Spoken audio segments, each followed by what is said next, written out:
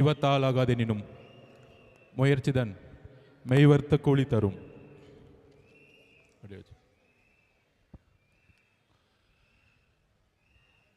கழக மாவட்ட செயலாளர்கள், கழக தோழர்கள், தோழிகள்,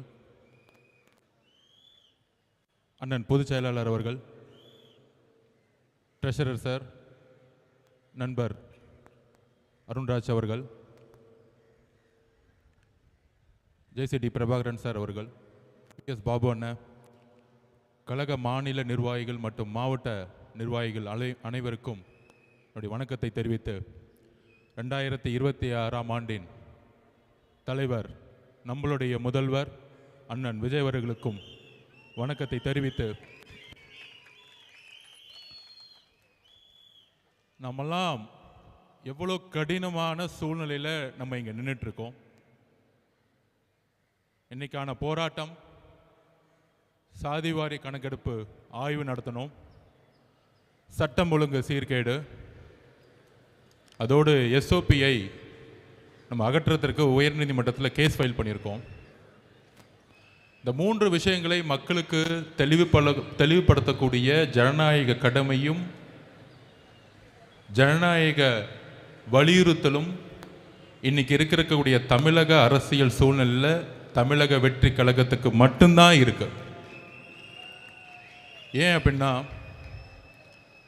முதல்ல நம்மளுடைய சாதிவாரி கணக்கு பற்றி பேசணும்.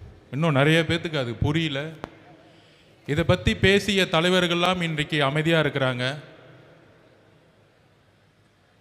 முக்கியமாக இந்த சாதிவாரி கணக்கெடுப்பு சமூக நீதி அடிப்படையில் உருவாக்கிய நீதி கட்சி 1921 முதல் முறையாக வகுப்புவாரி பிரதிநிதித்துவ ஜீவோவை பாஸ் பண்ணாங்க. சமூகத்தில் இருக்கக்கூடிய விளிம்பு நிலையில் இருக்கக்கூடிய பிற்படுத்தப்பட்ட ஓபிசி இருக்கக்கூடிய எஸ்சி எஸ்டி மக்களுக்கு இடஒதுக்கீடை அமல்படுத்தணும்னு ஒரு போராட்டம் இந்தியாவில் முதல் முறையில் ஒலித்த மாநிலம் தமிழ்நாடு. அங்கிருந்து அதுக்கான ஜீவோவை பாஸ் பண்ணி 1951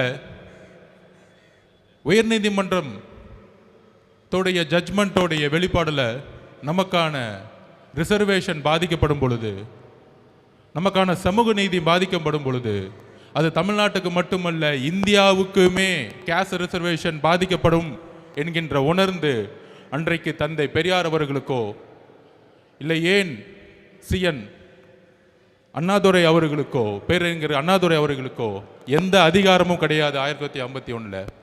ஆனால் பெரியார் அவர்கள் உருவாக்கக்கூடிய போராட்டம் மூலமாக அரசு, ஒன்றிய அரசு செவி சாய்த்து அன்றைக்கு முதலில் ஃபர்ஸ்ட் அமெண்ட்மெண்ட், அரசியலமைப்புடைய ஃபர்ஸ்ட் அமெண்ட்மெண்ட்டை, அரசியலமைப்புடைய ஃபர்ஸ்ட் திருத்தத்தை உருவாக்கிய மண் நம்மளுடைய தமிழ்நாடு. நம்மளுடைய பெரியார் அவர்களுடைய போராட்டம், அண்ணாதுரையுடைய போராட்டம், இதுதான் தமிழ்நாட்டுடைய வரலாறு. அதற்கப்புறம் 1994 அம்மா ஜெயலலிதா அவர்கள் தமிழகம் முழுவதும், இந்தியா முழுவதும் சாதிவாரி 50% இருக்கணும்னு சட்ட வல்லுநர்களும் உச்ச நீதிமன்றமும் சொல்லும் பொழுது அது அரசியலமைப்புடைய அட்டவணையில் கொண்டு போய் தமிழ்நாட்டுக்கு மட்டும் இன்னைக்கு 69% நிலைநிறுத்திய மண் நம்மளுடைய தமிழ்நாடு, இந்தியாவுக்கு முதல் முறையாக. அப்படி நீதி கட்சியில் தொடங்கி, அப்படி 1951 பெரியார் அவர்கள் தொடங்கி 1994 அம்மா ஜெயலலிதா அம்மையார் மூலமாக 69% இடஒதுக்கீடே இந்தியாவிலேயே ஒரே மாநிலம் இன்னைக்கு உறுதிப்படுத்தியிருக்கு. ஆனால் ஏன் சாதிவாரி கணக்கெடுப்பை நம்ம நடத்தணும் அப்படிங்கிறத மக்களுக்கு எளிமையான முறையில் புரிய வைக்கணும். பீகாரில் நிதிஷ்குமார் அவர்கள் சமூக நீதியின் அடிப்படையில் உருவாக்கப்பட்ட மாநிலமான பீகாரில் மண்டல் கமிஷன் அன்னைக்கு உருவாச்சு, மொரார்ஜி தேசாய் காலத்தில் உருவாச்சு. அதை நடைமுறைப்படுத்தினது 1990 விபி சிங் அவர்கள். விபி சிங் அவர்கள் பிற்படுத்தப்பட்ட மக்களுக்கு சாதிவாரி கணக்கெடுப்பு மூலம் 27% இடஒதுக்கீடை அமல்படுத்துறதுனால அவருடைய ஆட்சியை கலைச்சாங்க. அதுக்கு எதிர்த்து நின்றது ஒன்றிய பாஜக அரசு. அன்னைக்கு அவங்களுடைய வாபஸ் வாங்கினாங்க. ஒன்றிய பாஜக அரசு இடஒதுக்கீடு எதிராக அவங்களுடைய குரல் இருந்துச்சு. அதனால விபி சிங் அரசு தன்னுடைய பிரதம மந்திரி பதவி போனாலும் இடஒதுக்கீடாக நின்று பிரதம மந்திரி போஸ்டிங்கை வெளியிட்டு உறுதிப்படுத்தினார். இந்த வரலாறு ஏன் சொல்ற அப்படின்னா, இன்றைக்கு இருக்கக்கூடிய திமுக அரசு சமூக நீதின்னு சொல்லக்கூடிய முதலமைச்சர் திரு மு.க. ஸ்டாலின் அவர்கள் பீகார்ல வந்து நிதிஷ்குமார் அவர்கள் சமூக நீதியின் அடிப்படையில் கேஸ்ட் ரிசர்வேஷனை நடத்தினார். ஏன் நடத்தினார் அப்படின்னா, அங்கு இருக்கக்கூடிய அனைத்து தரப்பட்ட மக்களும், எஸ்சி மக்கள், எஸ்டி மக்கள், பிசி மக்கள், ஓபிசி மக்கள், எம்பிசி மக்கள், எல்லா மக்களுடைய தற்சமயம் கணக்கு என்ன? 1931 தான் கடைசியில் எடுத்த சர்வே, பிரிட்டிஷ்காரங்க எடுத்தாங்க. அப்போ அவர் ஒரு சேலஞ்சு பண்ணி சமூக நீதி அடிப்படையில் நம்ம வந்து ஒரு ரிசர்வேஷன், நம்ம வந்து ஒரு கணக்கெடுப்பு நடத்தணும். அந்த கணக்கெடுப்பு நடத்தும் பொழுது எந்தெந்த சாதி மக்களுடைய உண்மையான கணக்கெடுப்பு என்ன, அந்த கணக்கெடுப்பை நடத்தி அரசு தன்னுடைய திட்டங்களை எங்கெல்லாம் ஏழ்மையின் விளிம்பு நிலையில் இருக்கக்கூடிய மக்கள் இருக்காங்களோ அங்க போய் கொண்டு போய் சேர்க்கணும்னு நினைச்சவர் தான் நிதிஷ்குமார் அவர்கள். இவர் தான் உண்மையான முதலமைச்சர்.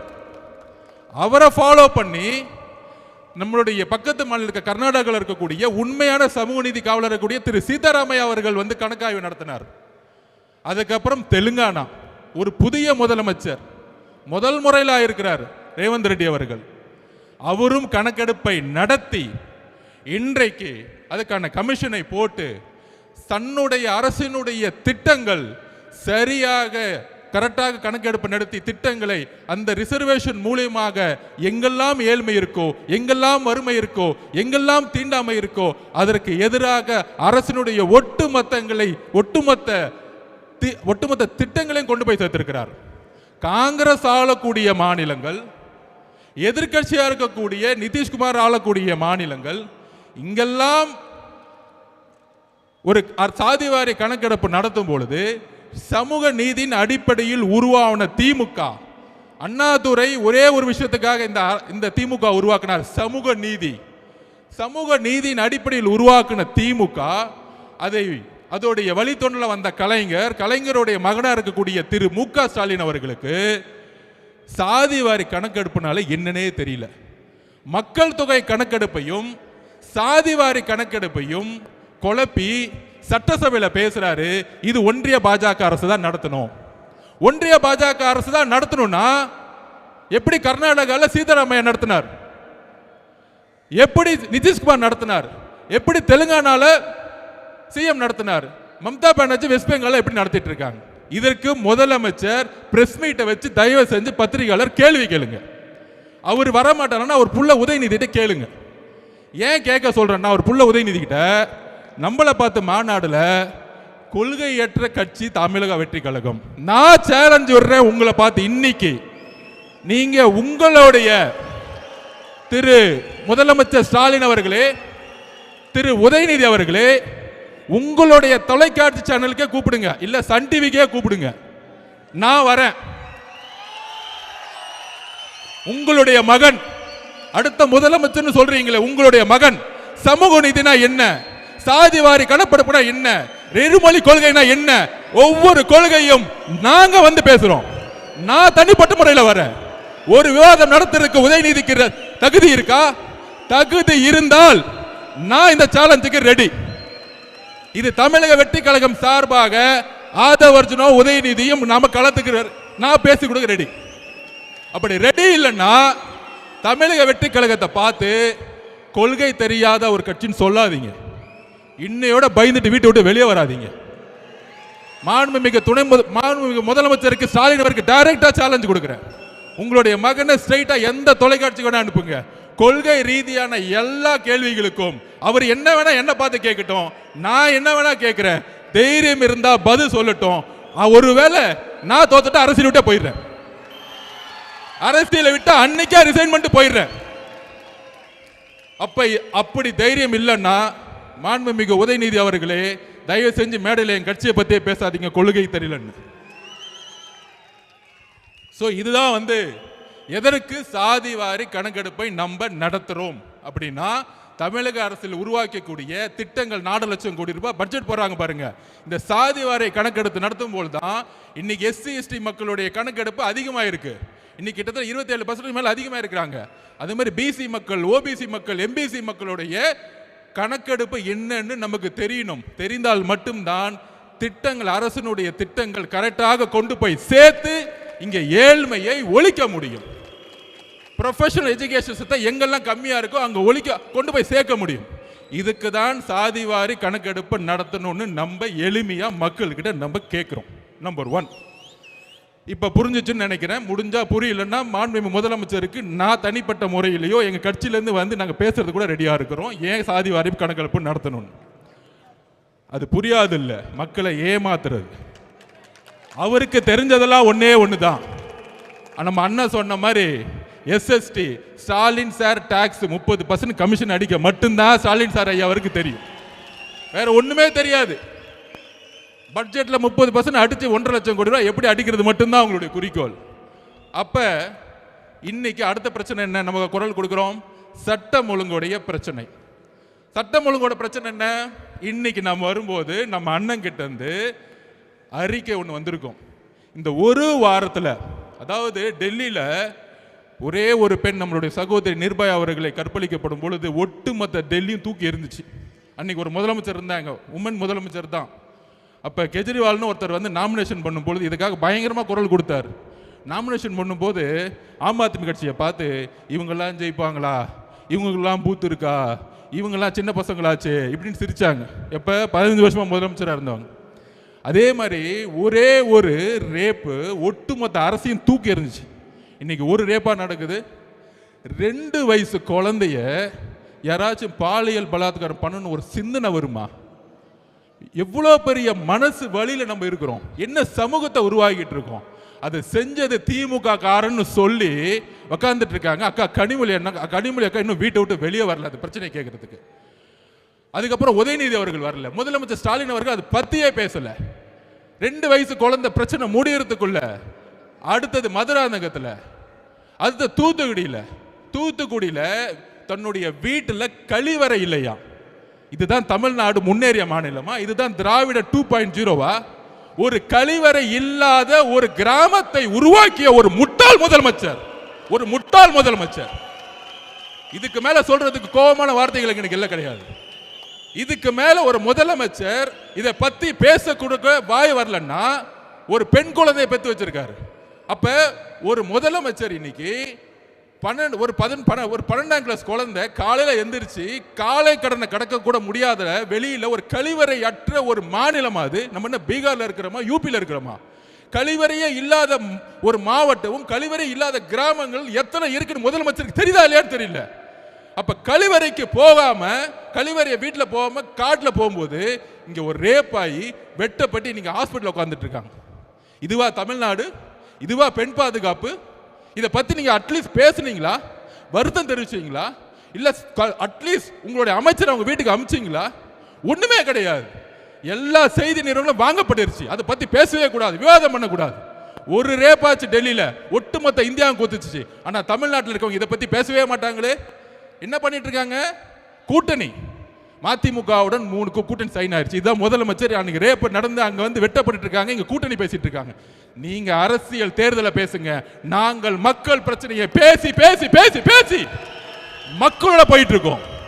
நீ 22 கட்சி கூட்டணி உருவாக்கு, 32 கூட்டணி உருவாக்கு. ஆனா கூட்டணி கட்சி தலைவர் எல்லாம் கையை கட்டிக்கிட்டு மக்கள் பிரச்சனை பேசாம அமைதியா இருக்காங்க பாத்தியா? அங்கேயே அந்த எல்லா கட்சி தோழர்களும் தோத்துட்டாங்க. நீ 32 கட்சி வச்சுக்கோ, 42 கட்சி வச்சுக்கோங்க, தேர்தல் அரசியல் வெற்றி பெறவே முடியாது. மக்கள் பிரச்சனைகளை பேசாத தலைவர்கள் மக்களால் தூக்கி எறிந்த வரலாறு தான் தமிழ்நாடு.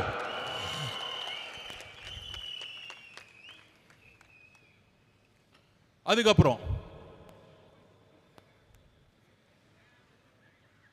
நம்ம சிவகங்கை நாங்குநேரி எதுக்காக அருவாய் எடுத்துட்டு இந்த சினிமா படத்தில் வர மாதிரி எங்கெங்கெல்லாம் மக்கள் விளிம்பு நிலை இருக்க மக்கள் இருக்கிற போய் வெட்டுறது, கொள்றது, அது ரீல்ஸ் போடுறது.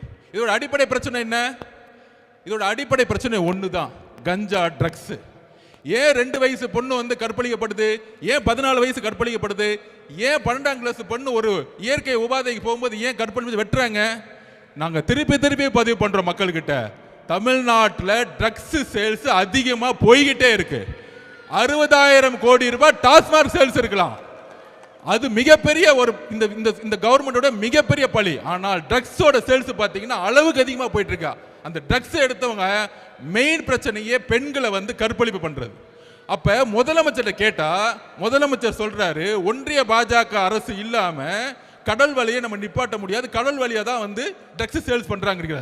ஐயா முதலமைச்சர் அவர்கள், ஸ்டாலின் அவர்களே, கடல் வழியா வரலாம், நான் திருப்பியும் பதிவு பண்றதான், ரோடா சேல்ஸ் பண்றது உங்களுடைய கண்ட்ரோல்ல இருக்குன்னு ஏன் இன்னும் புரிய மாட்டேங்குது?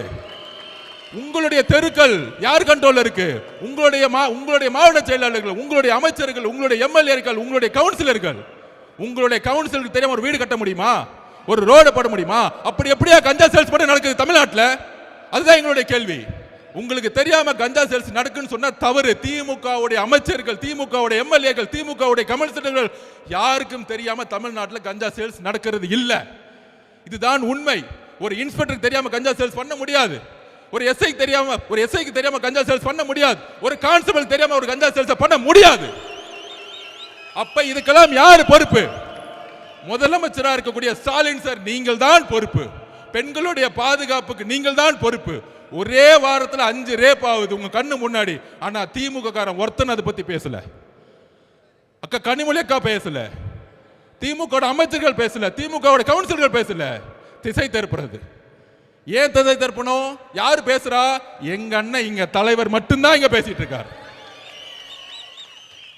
இப்ப எஸ்ஓபிக்கு வர 3வது மேட்ருக்கு.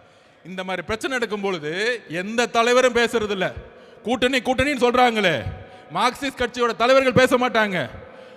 இந்த வெளிமண்டல மக்களுக்காக போராடிய அண்ணன் திருமாவளவன் 90-2000 காலத்தில் அவரை பேச்சு பார்த்து நான் வளர்ந்தவன். ஆனா இந்த பிரச்சனைக்கு அண்ணன் பேச மாட்டேங்கிறார். என்னன்னே தெரியல. அண்ணன் என்ன ஆனாருன்னு தெரியல. முதலமைச்சரை பார்த்தவன டக்குன்னு பயப்படுறாரு அண்ணன். எப்படி பார்த்தா எங்க அண்ணன் திருமாவளவன் 2000-ல். ஆனா இன்னைக்கு மக்களுடைய பிரச்சனைகளை பேசவே மாட்டேங்கிறார். என்னென்ன 6 தொகுதி 8 தொகுதி முக்கியமா? மக்களுடைய வெளிமலை மக்களுடைய பிரச்சனைகள் முக்கியமா? அதை சொல்லுங்க. நாங்குநேரில் வெட்டப்பட்டது யார்? தலித் சகோதரர்கள். மதுராங்கத்தில் வெட்டப்பட்டது யார்? தலித் சகோதரர்கள். எங்க உங்களுடைய பேச்சு? எங்களுக்கு வலிக்குது. மக்களை கை வைக்கும் போது எங்களுக்கு வலிக்குது. எங்களுக்கு உணர்வு இருக்கு. 2 வயசு குழந்தையும் 14 வயசு குழந்தையும் 12ஆம் கிளாஸ் பொண்ணும் கற்பழிக்க முடியாது. என்னுடைய தங்கையை மேல கை வச்சா என்ன கோவம்? அதே கோவம் தான் எங்களுக்கு வருது. ஆனா உங்களுக்கு ஏன் கோவம் வர மாட்டேங்குது? ஏன் முதலமைச்சர் உங்களுக்கு கோவம் மாட்டேங்குது? நீங்களும் ஒரு பெண் குழந்தையை பெற்றிருக்கீங்க, ஏன் பேச மாட்டேங்கிறீங்க? அட்லீஸ்ட் பேசுங்க, பாதிக்கப்பட்டவங்களை பாருங்க. இனிமேல் நான் இருக்கிற வரைக்கும் இனிமேல் தவறு நடக்க மாட்டேன்னு சொல்லுங்க. அட்லீஸ்ட் மக்கள் உங்களை அட்லீஸ்ட் திருப்பி அவங்க ஓட்டு போடுவாங்க. ஆனா அதை கூட சொல்ல மாட்டேங்கிறீங்களே. ஒரு மனிதாபிமானம் கூட உங்களுக்கு இல்லையே. அதனாலதான் எங்களுக்கு கோபம் வருது. அப்ப இதை கேட்கறதுக்கு எங்களுடைய அண்ணன், எங்க தலைவர் மாவட்ட ரீதியா பயணம் போனார். மாவட்ட ரீதியா பயணம் போடும் பொழுது ஒவ்வொரு மாவட்டத்துடைய எழுச்சிகள் பார்த்து திமுக பயந்துட்டாங்க. அப்போ உடனே செந்தில் பாலாஜிக்கு அஜெண்டா, அங்க ஏதாவது பிரச்சனையை பண்ணி விட்டுரு. கரெக்டா அண்ணன் பேச ஆரம்பிக்கிறாரு. நீங்க வீடியோல பார்த்திருப்பீங்க. 10 ரூபாய் பாலாஜின்னு பேச ஆரம்பிக்கிறார். செருப்பு வந்துருச்சு. எந்த மாவட்டத்திலையும் செருப்பு தூக்கி போட்டதா வரலாறே கிடையாது. ஏன்னா சுத்தியில் இருக்கக்கூடிய மக்கள் எங்க தலைவரோட அன்பு இல்ல, நம்பிக்கை வச்சிருக்காங்க. அப்ப கரூர்ல மட்டும் எப்படி செருப்பு வந்துச்சு? நேத்து பேட்டி கொடுக்கிறார் செந்தில் பாலாஜி. அது என்ன, ஹாஸ்பிட்டல் போனவங்க எல்லாத்தையும் கூப்பிடுவாங்க, என்ன மட்டும் ஏன் கூப்பிடுறாங்கன்னு தெரியல. நீ தான் ஃபர்ஸ்ட் அக்யூஸ்ட். அவ்வளவுதான். செகண்ட் அக்யூஸ்ட் யாரு? அவருக்கு என்ன பயம் வந்துருச்சு? ஏன் மித்தவங்க எல்லாம் கூப்பிடல, மகேஷை ஏன் கூப்பிடல, என்ன மட்டும் கூப்பிடுங்க. அடுத்தது முதலமைச்சர் வந்தாரு 2 மணிக்கு, அவரையும் கூப்பிடுங்க. அடுத்தது அவருடைய பயம் அப்படி, என்ன மட்டும் கூப்பிடாதீங்க, எல்லாத்தையும் கூப்பிடுங்க. காலையில புள்ள வந்துச்சு உதயநிதி அவர்கள், அவரையும் கூப்பிடுங்க. அப்ப செந்தில் பாலாஜி ரெடி ஆயிட்டாரு எல்லாத்தையும் மாட்டி விடுறதுக்கு. ஆட்சி மாற்ற முடியும் பொழுது தமிழக காவல்துறை எங்க அண்ணன் கண்ட்ரோல் வரும் பொழுது நீங்க எல்லாம் கரூர் மட்டும் ஜெயிலுக்கு போவீங்க. இது நடக்குதா இல்லையான்னு மட்டும் பாரு. இப்ப 6 டிஸ்ட்ரிக்ட்ல திருவாரூருக்குள்ள அண்ணன் நுழைகிறார். மக்களை நம்புங்க, எந்த எதிர்கட்சி தலைவரும் திருவாரூருக்குள்ள போவே முடியாது. ஏன்னா கலைஞருடைய மண் அது. 55% ஓட்டு போடுவாங்க. யார் எம்எல்ஏ நின்னாலும் கண்ணை மூடி போடுவாங்க. ஆனால் ஒட்டுமொத்த திருவாரூர், வேணா நான் பஸ்ஸுக்குள்ள இருக்கிறேன், நானே பயந்துட்டேன். ஒட்டுமொத்த திருவாரூர் மண்ணில் ஒரு 2 கிலோமீட்டர் போறதுக்கு 4 மணி நேரம் ஆச்சு அண்ணன் போறதுக்கு. இதுக்கு தான் பயம், இதுக்கு தான் கரூர்.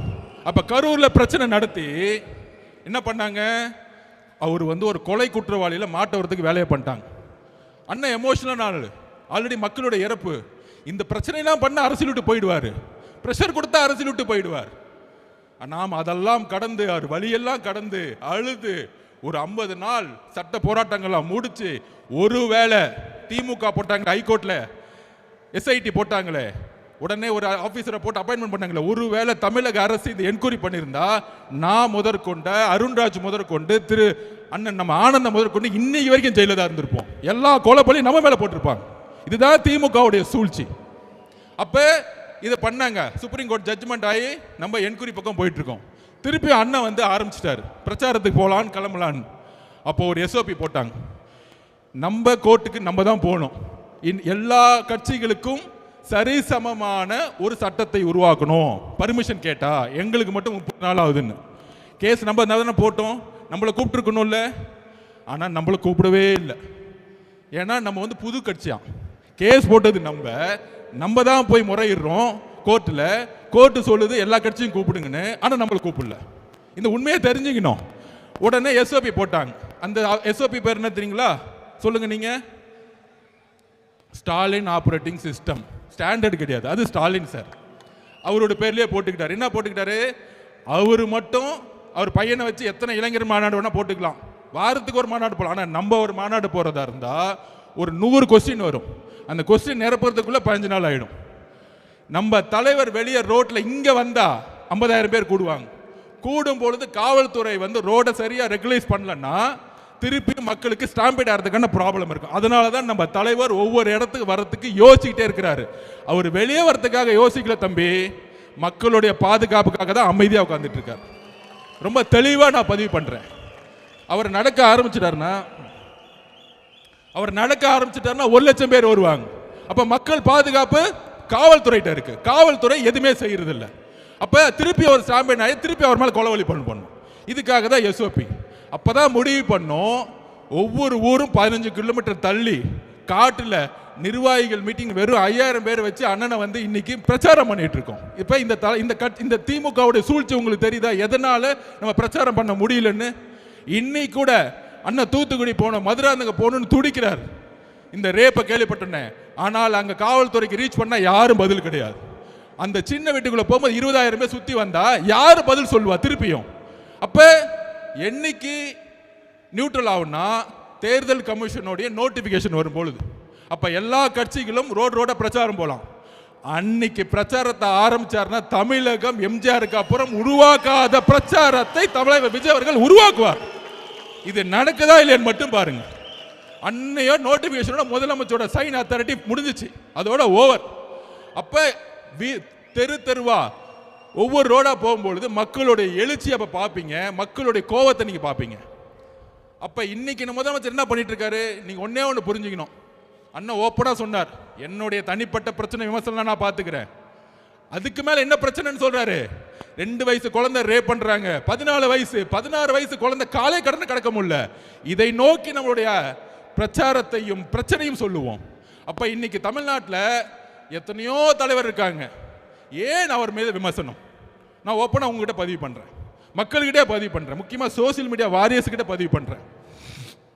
தமிழ்நாட்டில் எம்ஜிஆருக்கு அப்புறம் ஒரு பிரபலமான ஒரு தலைவராக ரஜினிகாந்த் அவர்கள் வரணும்னு நினைச்சார்.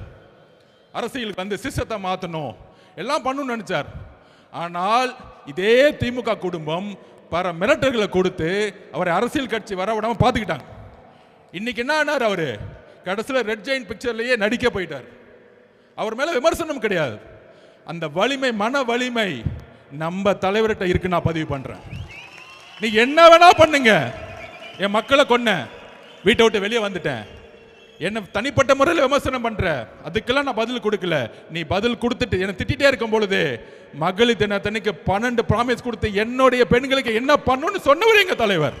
வீட்டில் உட்காரல பயந்துட்டு. அப்ப எதை நோக்கி நம்ம தலைவர் போறார்? தமிழ்நாட்டில் ஒரு மாற்றம் உருவாகணும். மாற்றம் உருவாகணும் சொன்ன தலைவர்லாம் என்ன ஆனாங்க? நான் ஒவ்வொன்றா சொல்றேன். மதிமுக தலைவர் வைகோ அவர்கள் கட்சி ஆரம்பிக்கும் போது திமுகவுடைய பல பிரச்சனைகள் சொல்லி ஏற்றினார். இன்னைக்கு 4 சீட்டு, அதுலயும் 3 சீட்டு உதயசூரியனா, 1 சீட்டு அவங்களோட சொந்த சிம்பிளா. இது என்ன கூட்டணி நமக்கு ஒன்றும் புரியவே இல்லை. இன்னைக்கு அண்ணன் திருமா அண்ணன் திமுக கடுமையா 2014 பிரச்சாரம் பண்ணார், அவராலேயும் முடியல. கடைசியில் அங்க கூட்டணி. இது மாதிரி எல்லா தலைவர்களும் இன்க்ளூடிங் அண்ணன் கமலஹாசன் அண்ணன் கட்சி ஆரம்பிச்சு டிவி எல்லாம் உடைச்சாரு, ஆனால் அவராலேயும் முடியல. நம்ம அவரை வந்து நம்ம சிறுமைப்படுத்தல, திருப்பியும் திமுக சேர்ந்து ரெட் ஜெயின் படத்தில் நடிக்க ஆரம்பிச்சிட்டார். அப்ப எல்லாரும் ஓபிஎஸ் அண்ணன் முதலமைச்சராக இருந்தவர், அம்மா கூட விசுவாசி முதலமைச்சராக இருந்தவர், 3 தட்டி முதலமைச்சராக இருந்தவர், இன்னைக்கு ஸ்டாலின் சார் செஞ்சுட்டார். அப்ப அவங்களுடைய பணபலத்தை பாருங்க, எல்லாரையும் விலை கொடுத்து வாங்கலாம், எல்லாரையும் மிரட்டலாம். ஆனால் தமிழகத்தில் மிரட்ட முடியாத, விலை கொடுத்து வாங்க முடியாத அன்காம்ப்ரமைஸ் தலைவர் ஒருத்தர்னா எங்களுடைய தலைவர் விஜய் அவர்கள் மட்டும்தான். உடனே கூட்டணி பத்தி 2 நாளா பேசிட்டு இருக்காங்க. அப்படி ஆயிடுமா, அப்படி ஆயிடுமா, இப்படி ஆயிடுமான்னு. 234 தொகுதியிலும் காவல்துறை எனக்கு வேண்டுகோள் கொடுக்குறேன், நான் பேசுறதை நிப்பாட்டாதீங்க. முதலமைச்சர் ஸ்டாலின் அவர்கள் சொல்லிடுங்க, நான் ஒரு 10 நிமிஷத்துல முடிச்சிருவேன்னு.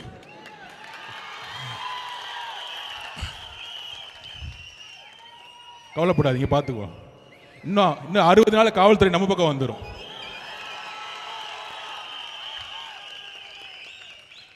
ஸோ காவல்துறை கிட்ட ஒத்துழைப்பு கொடுத்துருவோம், இல்லைன்னா பாவம் மாவட்ட செயலாளர் மேலே எஃப்ஐஆர் போட்டுருவாங்க. கவலைப்படாதீங்க, 60 நாள் எஃப்ஐஆர் திருப்பி டெலீட் பண்ணிடலாம் நம்ம கவர்மெண்ட் வந்தவொடனே, அதை பற்றி கவலைப்படாதீங்க. ஸோ 22 கட்சி கூட்டணி, கொள்கை கூட்டணி சொன்னவங்க இன்னைக்கு 2 வயசு குழந்தை, 14 வயசு குழந்தை, 16 வயசு குழந்தையோட ரேப்பை பற்றி பேசுறதுக்கு வாய் வர மாட்டேங்குது. ஏன்னா ஸ்டாலின் சார் கோச்சுக்குவார். இன்னைக்கு அங்கே திருப்பியும் சொல்கிறோம், மக்களிடம் உண்மையை பேசக்கூடிய ஒரே தலைவர் நம்மளுடைய தலைவர் மட்டும்தான். இந்த கூட்டணின்னு சொல்லிட்டு இருக்காங்க, கொஞ்ச நாளைக்கு அங்கே போயிட்டான்னு சொல்லுவாங்க, கொஞ்ச நாளைக்கு டெல்லி பக்கம் போயிட்டான்னு. நாங்கள் நேர்காணல் நடத்தி 234 தொகுதிக்கு கேண்டிடேட்டை அண்ணன் ரெடி பண்ணிட்டு இருக்காரு. தெளிவாக இருக்க குறிக்கோள், நிறைய குழப்பங்கள் வேணாம். நாம் உறுதியாக சொல்கிறோம், ஒரு மக்கள் ஆட்சியை மக்களே உருவாக்குவார்கள் 2026 கண்டிப்பாக சரி செய்யும். அதோட இன்னொரு கோரிக்கை, கேஸ் பிரச்சனை பயங்கரமாக கடுமையாக போயிட்டு இருக்கு. பெட்ரோல் பங்கில் பெட்ரோல் இல்லை, டீசல் இல்லை. மாநில அரசு ஒரு எமர்ஜென்சி கமிட்டியை உடனே அப்பாயின்மெண்ட் பண்ணி மத்திய அரசோட ஒன்றிய அரசோட பேசி மக்களுக்கு உண்மையான தகவல் சொல்லணும்.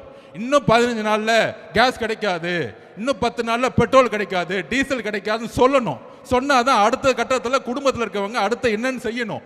ஒண்ணுமே சொல்லாம சும்மா எங்கேயாச்சும் டூர் போய்கிட்டு நாங்கள் ரோட்ல நிற்கக்கூடிய அவல நிலையை திமுக அரசு உருவாக்காதீங்கன்னு சொல்லி தயவு செய்து இன்னும் ஒரு வாரம் தான் மாண்புமிகு முதலமைச்சர் அவர்களே, தூக்கத்திலிருந்து வெளியே வாங்க, உங்க ஆட்சியை நாங்கள் வெளியே அனுப்புறதுக்கு நாங்கள் எல்லாம் ரெடி ஆயிட்டோம். நன்றி, வணக்கம்.